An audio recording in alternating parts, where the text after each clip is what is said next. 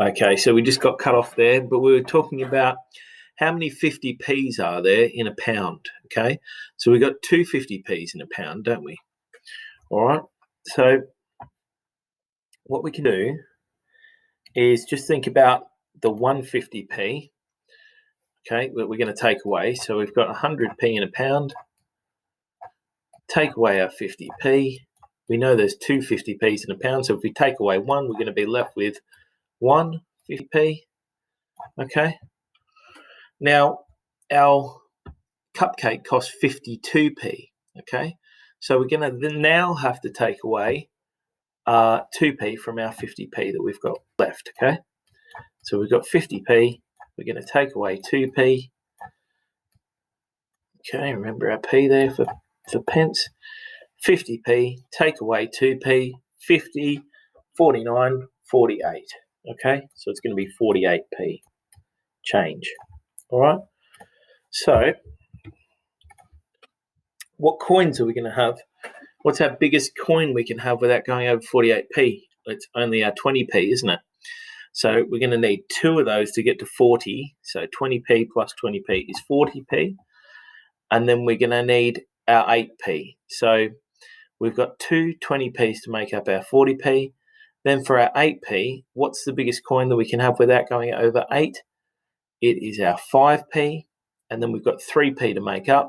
So then we could have a 2p and a 1p. Let's have a look at our answer. All right, so we've got our two 20p's to make 40, and then 45, 46, 47, 48. Okay. Right, let's jump on down here because we've been going a little while now. Now, let's have a look at our plenary. All right, you buy a cupcake and a teddy bear with a £2 coin. How much change do you receive?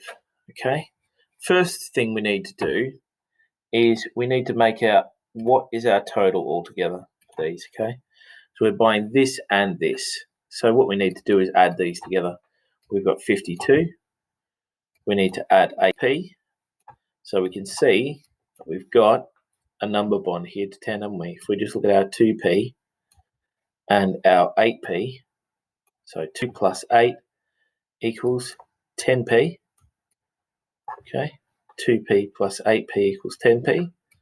2p plus 8p equals 10p. Now we've just got our 50p left that we've got to deal with, our 50p. We can add that 50p onto our 10p,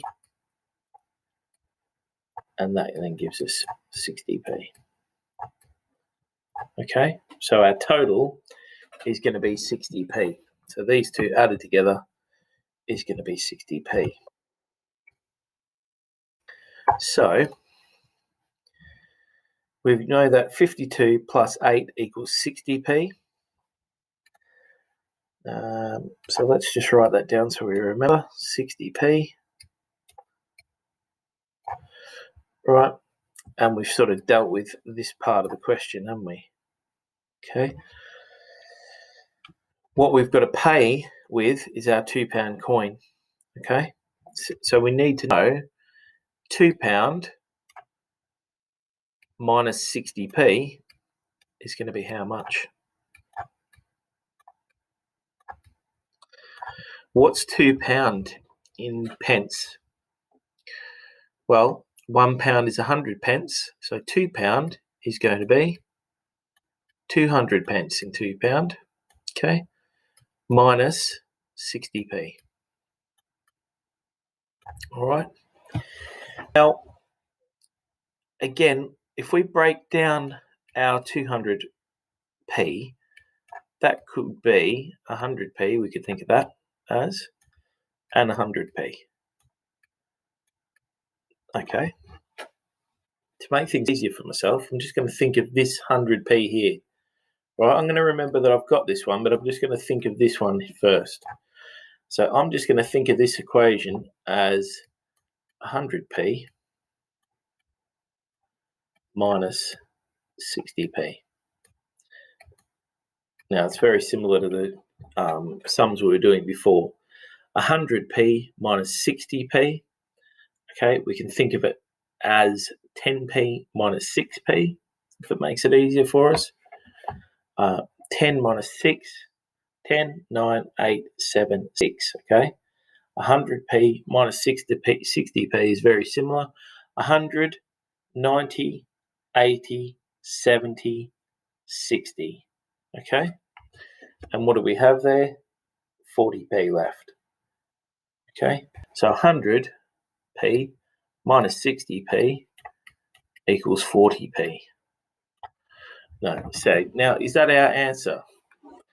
No, we've got to take into account this other 100p, didn't we? So we knew that that was there. Now what do we do with that now?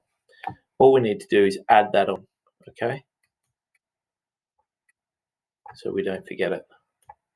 So 40p plus 100p is 140p, okay?